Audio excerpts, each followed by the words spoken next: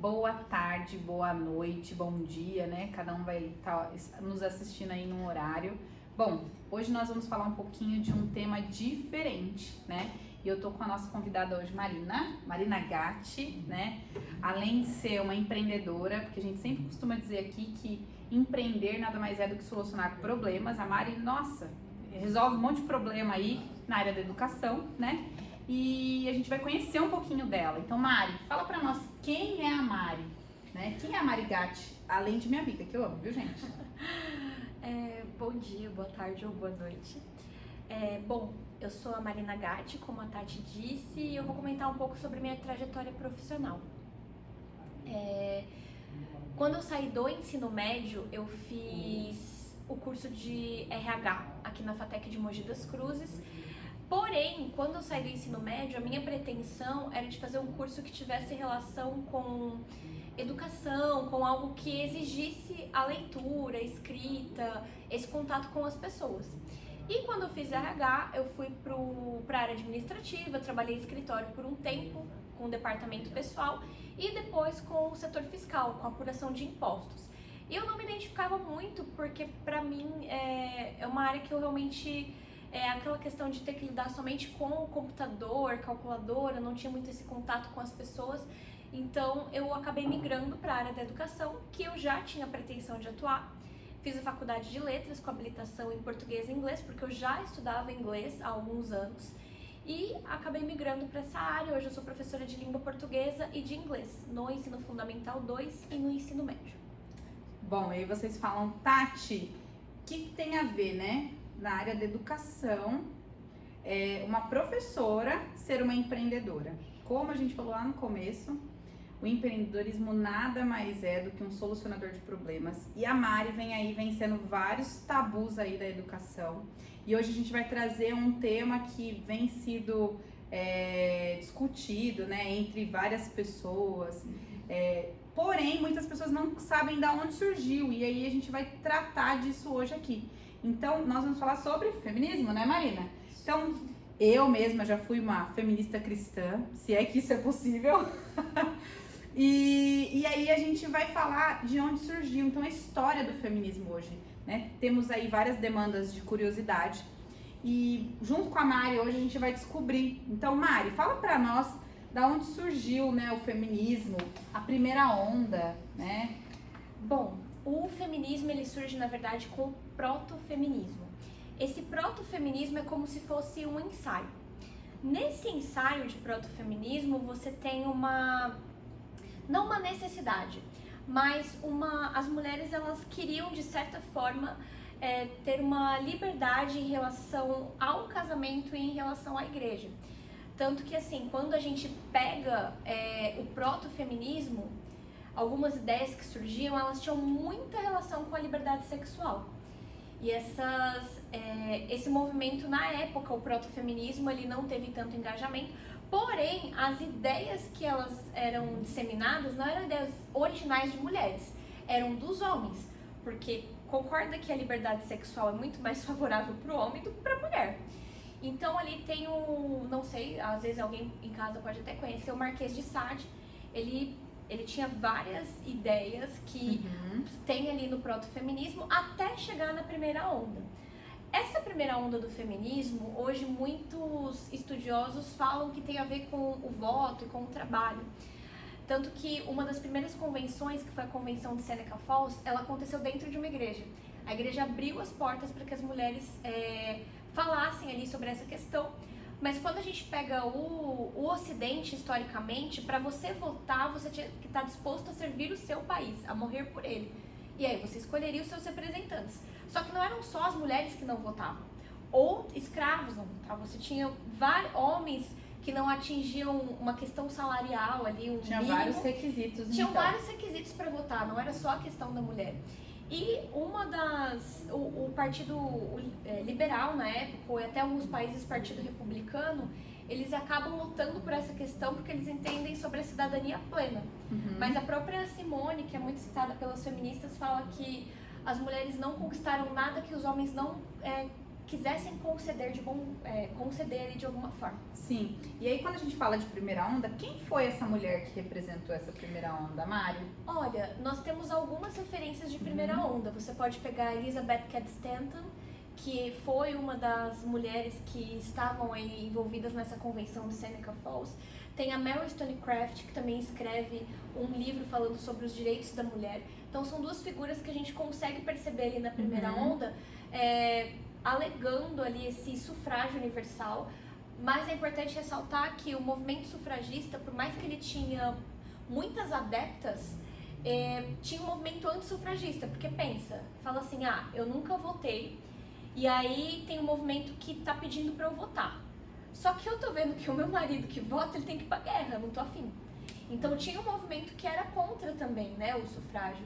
E na questão do trabalho, que hoje as pessoas falam, o trabalho ele não é uma questão de direito, é uma necessidade. Né? Tanto que as pessoas, a maioria fala, eu queria ser milionário pra ir pra Maldivas, não precisar trabalhar. Por quê? Porque não é um direito, fala, preciso trabalhar. Não, é uma necessidade. Então são algumas pautas ali de direitos civis que a própria história, as próprias revoluções, a Revolução Industrial, a ascensão do capitalismo permitiu que algumas coisas fossem mudadas. Né? E aí quando a gente fala então da segunda onda, a gente fala de aborto, de pílula. Fala um pouquinho pra nós sobre. Essa liberdade sexual que eu falei que começa no protofeminismo e na primeira onda, ela é acentuada na segunda onda. Tanto que uma das mulheres que ela faz parte desse período entre primeira e segunda é Margaret Sanger. E ela defende essa questão do aborto, tá? Por quê? Não sei se todos sabem, mas como que surge essa questão do aborto? Ela defende a favor do aborto. A favor do aborto. Perfeito. Mas assim, o que acontece? O aborto nada mais é do que uma ideia eugênica. Tá, Marina, o que é uma ideia eugênica? Eles acreditavam, quando você pega ali a própria Segunda Guerra Mundial, que você tem ali Adolf Hitler, eles acreditavam que a eugenia era você criar uma sociedade pura, uma sociedade perfeita, que para eles era a raça ariana. E a Margaret Sanger, além de algumas fontes citarem que ela fazia parte da Ku Klux Klan, ela endossava as ideias do Hitler porque ela acreditava numa sociedade perfeita. Então, assim, para ela, e pode até ser pesado o que eu vou falar aqui, mas a primeira clínica abortista que ela ajuda a fundar é num bairro periférico negro dos Estados Unidos. Por quê? Porque ela falava que a sociedade seria muito melhor se não tivesse os negros e os pobres, ou deficientes. Tanto que alguns países hoje da Europa, você não tem mais crianças nascendo com síndrome de Down. Então, assim, o aborto é uma ideia eugênica. Você vai controlar quem merece, quem pode nascer, ou quem merece, né, nascer. De acordo ali com uma deficiência, ou a pessoa vai ser pobre mesmo, então, né, ela não precisa. Como se ela não tivesse uma prospecção. Porque se você for pensar assim, qualquer pessoa pode ser pobre, ter um problema de saúde, então ninguém ia nascer. Mas ela endossava uma ideia eugênica. E aí você vem essa questão da pílula exatamente para dar liberdade sexual. Porque assim, eu não preciso mais estar em um relacionamento estável, saudável, para eu fazer aquilo que eu quero. Só que eu quero ter o prazer, o prazer momentâneo, bônus, sem o ônus. Eu não quero me responsabilizar por uma criança, por uma gravidez. Então é muito mais fácil eu abortar do que eu assumir as consequências daquilo que eu faço.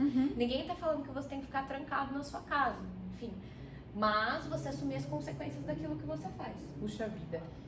E aí nós temos a terceira onda, né? Não bastou a primeira, a segunda, vamos para a terceira aí, que fala um pouquinho sobre identidade, né? Isso. Hoje você tenta descaracterizar muitas vezes a figura da mulher. Então, assim, antes a briga, e se a gente para pensar, você tem uma briga assim. A mulher, ela não quer estar sob a autoridade de uma fé, ela não quer estar sob a autoridade do marido. E aí ela se liberta e ela vai estar sob a autoridade do chefe dela. E ela se liberta, ela vai estar sob a autoridade de uma outra pessoa. Então, assim, você deixa de se submeter a alguém que tá dividindo a vida com você, que te ama, para alguém que pode te demitir amanhã. E aí, depois de um tempo, você fala, a mulher ela é valorizada somente pela sua aparência. E hoje você tem uma objetificação extrema.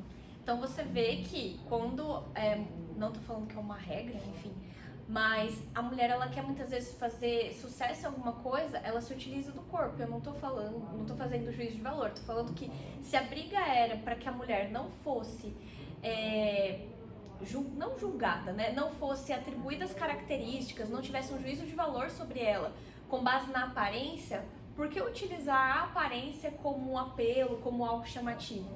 E hoje você tem a descaracterização. Então, assim, para você muitas vezes ser uma mulher empoderada, digamos assim, você tem que quebrar todos os padrões. Então, uma fé já não faz de você empoderada, um casamento onde você se submete ao seu marido não faz de você empoderada, você ser, sei lá, mais recatada não faz de você empoderada. Então, assim, tem vários critérios. Se você for muito feminina, também não. Então, na verdade, para você fazer parte do movimento, a partir do momento que você tem alguns valores, alguns princípios, algumas formas de pensar, e você não compra toda a agenda, você não é caracterizada dentro do movimento. Então, por exemplo, nas fases em que eu entrava em alguns movimentos assim, dessa questão do feminismo, procurava participar de alguma forma, pela questão de achar que os direitos civis eram uma conquista do movimento, voto, trabalho, essas coisas, como se o trabalho fosse o direito, já não era muito bom para o movimento porque eu era contra aborto. Então, como você é feminista contra aborto? Então, não é um movimento pela mulher, é pela mulher que compra toda aquela cartilha, toda aquela agenda. Então, quais são hoje, Mari, quando a gente fala de feminismo, né? A gente vê que tem vários jovens, várias meninas que praticamente tem ali, né? Está no período de adolescência e tudo mais, e levanta a bandeira, eu sou feminista e tal, mas de fato não sabe toda essa história de onde surgiu. Eu lembro que eu vendo alguns pontos ali, algumas dessas mulheres, né? Elas tiveram alguma frustração com homens, né? Você pode citar algumas para nós? Tem algumas autoras que quando você lê, elas citam que, por exemplo, elas trocariam aquela questão ali de toda aquele movimento ideológico para ter tido um relacionamento estável, saudável com os companheiros que elas estavam. A própria Mary Wollstonecraft, ela foi casada, foi abandonada, e ela era apaixonada pelo cara, e aí o cara tinha um relacionamento com outra pessoa, e ela foi lá porque ela queria, e a mulher, lógico, colocou ela pra correr, né, obviamente. Passou, então, né? assim, você tem a Simone, que ela tinha um relacionamento ali com o Sartre, e tem alguns livros, né, Memórias de uma Garota Mal Comportada. Ela e o Sartre, eles eram professores, e se eu não me engano, de uma universidade em Paris, e ela aliciava as próprias alunas para ele. Então ela se envolvia com as alunas e ele se envolvia com as alunas. E assim, em alguns relatos dela percebe-se que ela tinha um certo ciúme, ela queria ter ali a atenção dele para ela, né?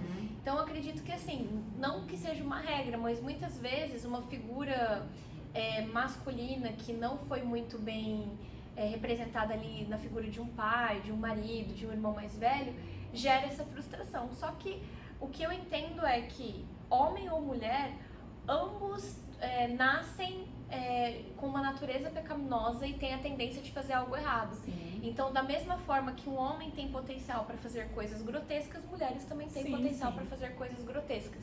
Então, não tem como você pegar um homem que é completamente insano, um abusador, algo desse tipo, e achar que dentro de um relacionamento saudável, ou com uma figura paterna que seja uma referência para você, um irmão mais velho, alguém próximo, que todos têm potencial para ser. Até porque você pode pegar, né, Mari? sim, figuras de mulheres que destruíram a vida do cara também. Não dá para você achar que toda mulher vai fazer a mesma coisa. Ou seja, não são todos iguais. Os homens não são todos iguais, como as mulheres também não são, né? Mas é legal ressaltar isso, que algumas coisas surgiram de frustrações, né? Então, algumas pessoas que preferiram não tratar aquilo, não resolver aquilo, mas levantar uma bandeira contra aquilo para não sentir, de fato, outra dor, outra frustração e, né, gerou esse movimento. E é uma bandeira que muitas vezes não resolve. Você tem hoje uma geração que parece que a gente tem tudo, Então, hoje, imagina se a gente vivesse um cenário pandêmico há alguns anos, sei lá, 30, 40, 50, sem computador, sem internet, sem poder trabalhar na sua casa, estudar na sua casa. Hoje você pede um iFood, meia hora, 40 minutos você tem uma comida pronta na sua casa, você pede um Uber, você tem um conforto e você tem uma geração aparentemente vazia. Não tem valores, princípios, não sabe o que é, não sabe para onde está indo. Então, na verdade, o movimento, ele é apresentado com uma embalagem bonita. Só que você precisa entender que por trás do movimento, da embalagem bonita, tem uma história e que para aquilo que você faz tem consequências. Então, se você quer viver essa liberdade, ok, mas vai ter, as consequências elas existem, né? Sendo tudo que você faz, você vai escolher algo, vai renunciar a outra coisa, vai ter consequência daquilo. Sim, sim.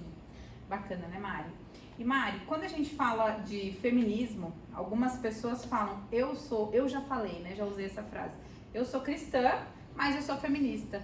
Tem como uma cristã ser feminista, Mari? Olha, vou responder dando um exemplo. Eu acredito que assim, é o que eu falei, não tem como você pegar, quando eu falo do feminismo pode parecer até muito radical, mas não tem como o feminismo ser um self-service. Você fala assim, olha, mas a minha tia é feminista e ela só quer o direito de trabalhar. Ok, mas para eu entender o movimento feminista, eu preciso ler as autoras, pegar as citações delas e entender a espinha dorsal do movimento. Uhum. A espinha dorsal do movimento é uma liberdade sexual. Ou seja, você precisa ter uma liberdade sexual para você não ter a necessidade de estar vinculado ao seu marido, submeter-se a ele, você poder fazer o que você quiser, a hora que você quiser, você escolher se você vai ter seus filhos ou não. A partir do momento que você vai contra isso, dificilmente o movimento vai aceitar que, não que você faça parte, mas você não vai ser visto com bons olhos. Porque como você é feminista e é contra aborto, como você é feminista e você defende os homens, por exemplo. Então tem essa questão. É a mesma coisa, para entender cristianismo eu preciso ler a Bíblia. Sim. A espinha dorsal do cristianismo. Mas eu conheço um cristão que ele mas o que a Bíblia está falando que o cristão é? Então, assim, até tem um livro que é o Feminilidade Radical, e é uma moça que ela era feminista e ela foi estudar as autoras e deixou de ser, porque ela era cristã. Ou seja, fere alguns princípios. Fere alguns princípios, porque ela fala que assim, o movimento feminista ele vai aceitar todas as ideias sobre a mulher, menos as ideias que têm base bíblica. Então, em algum momento, você tentou conciliar. Você fala, não, eu vou lutar. E para você lutar pela mulher, você não precisa ser feminista. Então, eu vou lutar pela causa da mulher e eu vou ser cristã. Pela causa da mulher, não. Vou lutar, luta feminista, movimento feminista, eu vou ser cristã. Em algum momento, você vai ter que escolher entre feminismo e cristianismo. Não tem como conciliar os dois. Perfeito. E Mari, dentro disso que a gente está falando, quais são alguns pontos aí que a gente pode citar aqui que rege esse movimento feminista? Então, quais são algumas não sei o como dizer, mas assim, pontos principais mesmo. Pontos principais? Uhum. Então, quando você fala as principais vertentes, então, por exemplo, as brigas ou as pautas, uma das principais é o aborto. Uhum. Então, são a favor do aborto. Sim. Mais uma, Mari. Então, o aborto é uma pauta do movimento feminista, só que eles vão chamar de direito reprodutivo. O que é direito reprodutivo? Você escolhe se seu filho vai nascer ou não.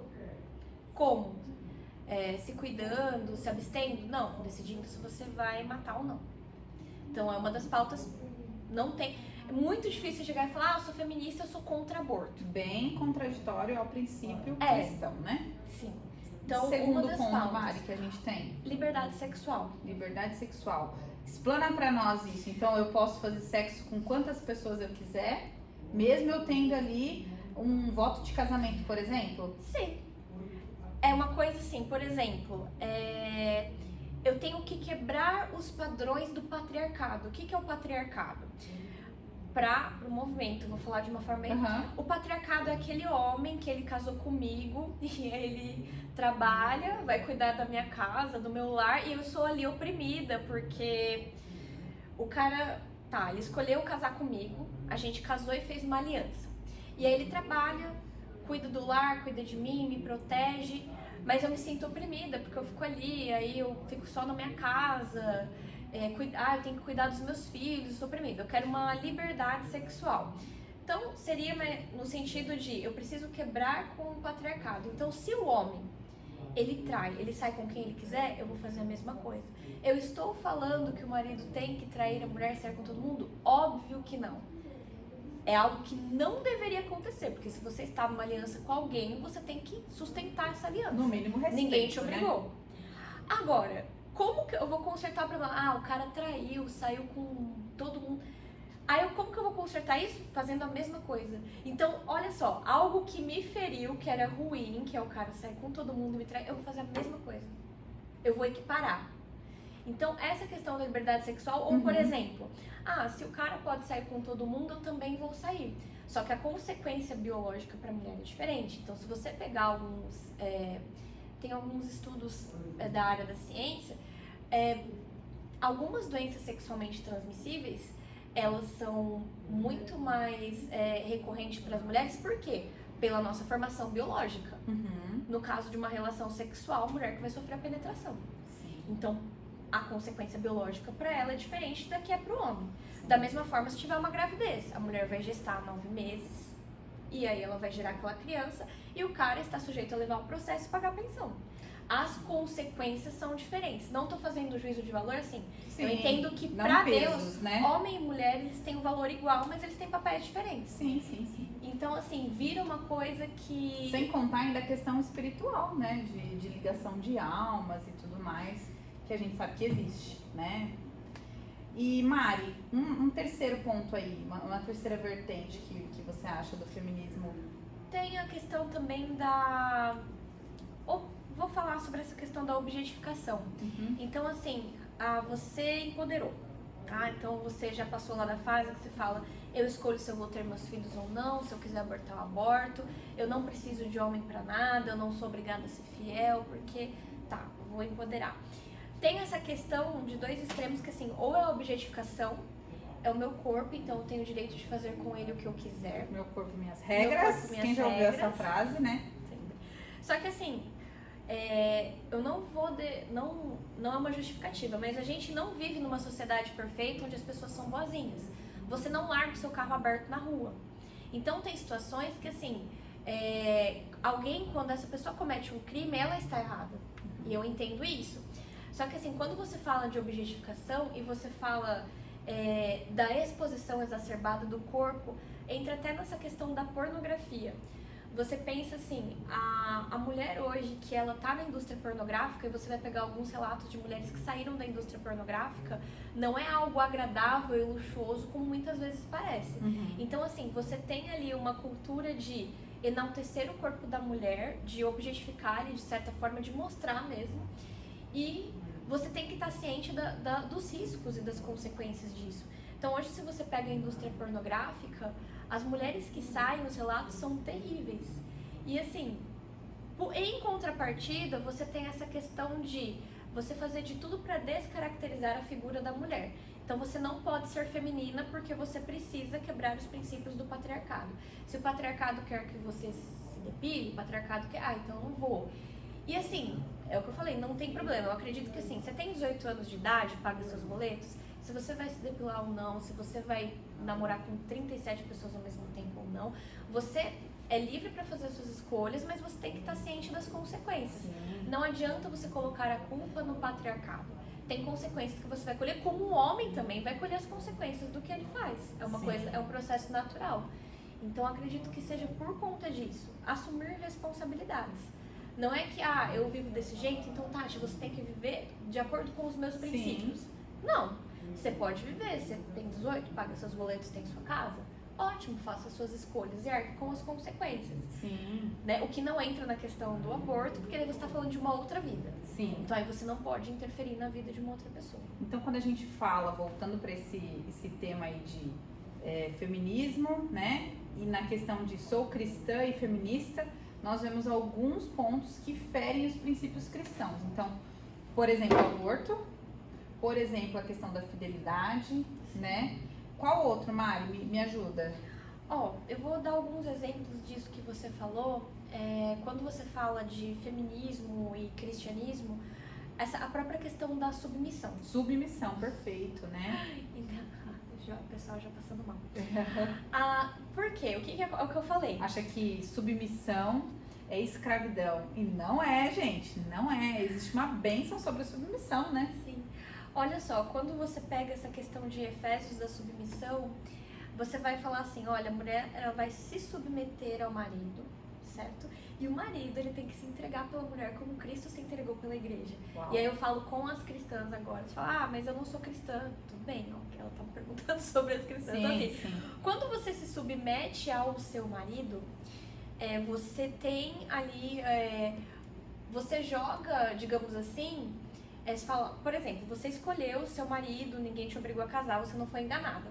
Você já sabia como era a pessoa, você sabia que você teria renúncias, como ele também tem que fazer renúncias, porque ninguém é alecrim dourado. Uhum. Então, você tá ali em submissão ao seu marido, certo?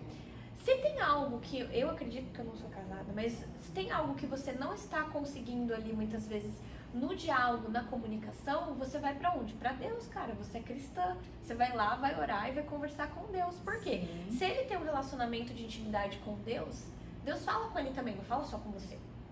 E ele vai se entregar como Cristo se entregou pela igreja. Perfeito. Cristo só morreu pela igreja, né? É. Ele não morreu por... Então, assim, tem as duas partes. Não é só a submissão. Tem a entrega. Sim, tem até um versículo, eu não vou lembrar aonde ao certo, mas que diz que quando o marido não tá ali de acordo com a esposa e tal, e ele vai orar, as orações dele nem sobem, né? Então, assim, tem um peso muito grande dessa responsabilidade. Ou seja, a mulher é submissa ao homem, mas o homem deve estar submisso a Cristo, como a mulher também, mas ali o peso é muito maior, né? Então, assim, aquilo que às vezes a gente acha que é uma perca, na verdade é um ganho, né, Mari? Essa questão da submissão, a mulher só tem a ganhar. E submissão é diferente. Quando a gente fala de submissão, para explanar um pouquinho mais, tá muito longe de escravidão, né? De uma outra palavra que o pessoal acaba usando bastante, né? Abdicar a vida. Não tem nada disso, na Amélia, virar uma Amélia, não. Existe bênçãos ali, né, Mari? E Então, a ainda submissão é muito além disso. E eu acredito que, assim, hoje, é o que eu falei, ninguém se casa de forma obrigada. Você vai ver alguém que compartilha dos mesmos princípios e valores que você. E Deve ver, né, Mari? É pra ver, né, gente? E ainda que a mulher escolha cuidar da casa e dos filhos, não tem demérito nenhum nisso.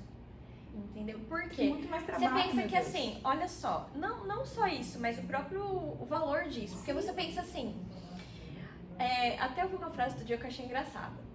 Tirar as mulheres de casa, elas vão passar anos trabalhando pra se aposentar e voltar pra casa de onde elas nem queriam ter saído muitas vezes. Só queria ficar ali. Exato. E às vezes por Então, necessidade, né, Mari? Sim, por uma questão de necessidade. É o que eu falei, trabalho e necessidade, não é direito. Sim. Então, assim, a mulher que também faz, tem essa opção, não tem necessidade muitas vezes, consegue ali conciliar. Ou, às vezes tem, mas Deus dá uma direção pra ela e ela abdica de uma carreira pra cuidar dos filhos, não tem demérito nisso. Não. E a gente que tá na área da educação, a gente vê isso a longo prazo, né, Mari? Porque às vezes a diferença dos filhos que são ali criados pela mãe, né? A mãe, às vezes, aquele vídeo do John Bevere fala muito sobre isso, né? Uma mulher chega lá e fala: mas Deus, eu fui só uma dona de casa, né? Que cuidou dos meus filhos. Mas um dos filhos se tornou um pregador, que impactou pessoas, que conseguiu alcançar essas pessoas, né? Através daquela criação que ele teve, daquele amor que ele recebeu de uma mulher que abriu mão, às vezes, de trabalhar um CLT ou empreender, né, enfim. E parece que quando a gente fala assim, tem algo sacrificial em relação à mulher, mas tem em relação ao homem também. Você pensa assim, ó, vamos pegar as 3 ondas que a gente falou até agora. Então, quando você tem lá a questão do voto, o cara, ele não só votava e ficava de boa.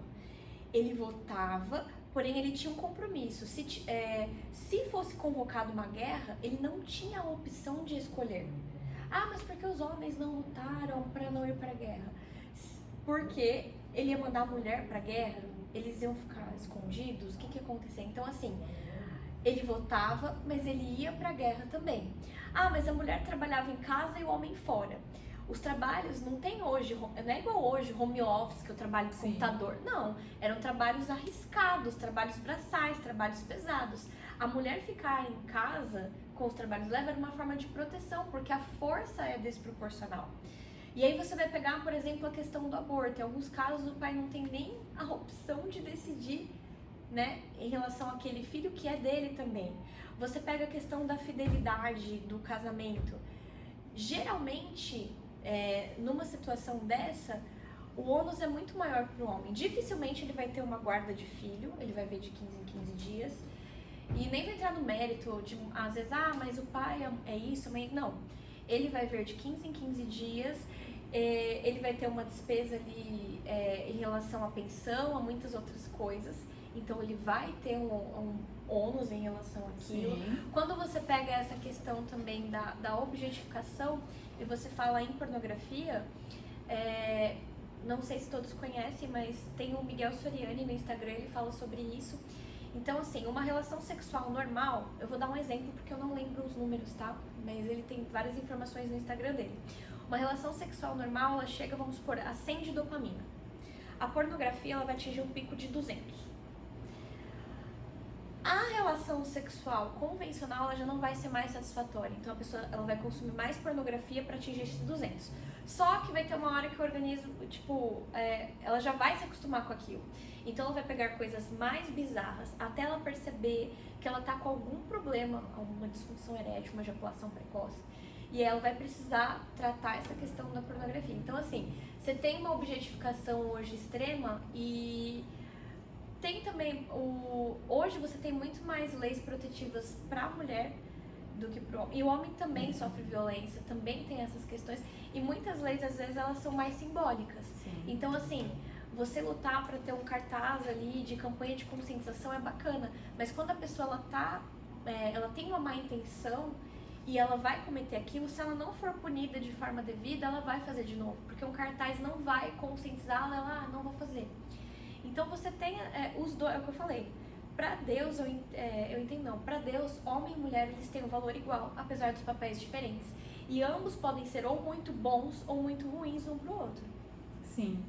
Nossa, Mari, uau, né? Quantas informações aí. E quando a gente escuta às vezes, eu sou feminista, né? Acha que é só, não, eu sou uma mulher forte, que trabalha, que sou autossuficiente, mas não sabe todas essas vertentes que tá aí por trás, né?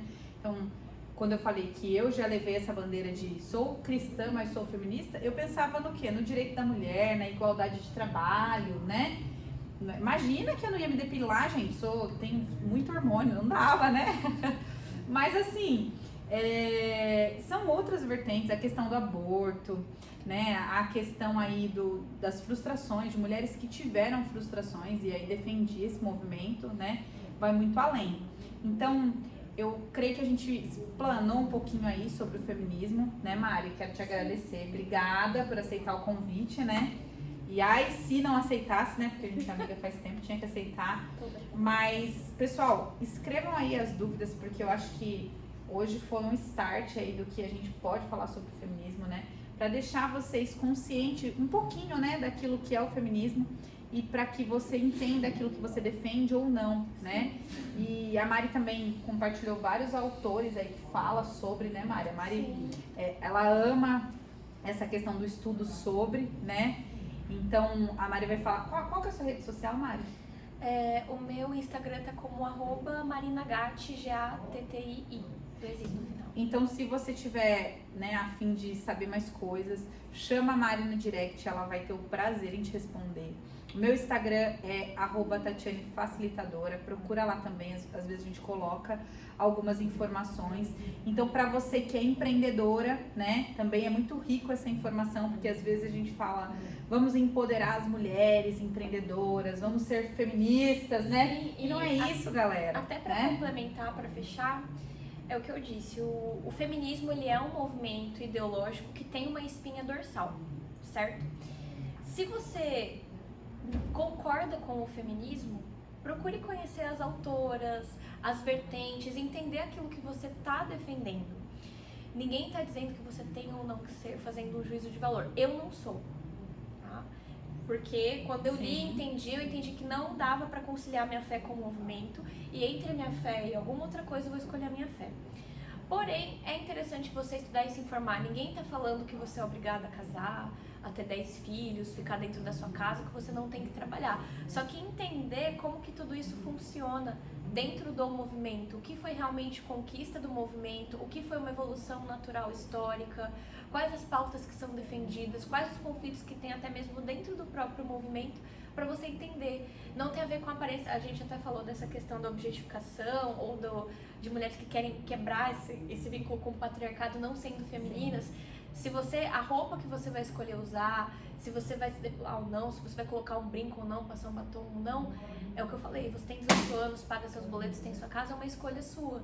Mas esteja ciente daquilo que você defende e também, assim, entenda que você precisa conhecer aquilo que você defende ou aquilo que você ataca e que ninguém vai ditar como você tem que se comportar, mas você tem que saber das consequências, saber o porquê daquilo, entendeu? Então são escolhas que as pessoas fazem e às vezes a gente ouve tanta coisa na mídia e a gente não sabe mais o que é ou não.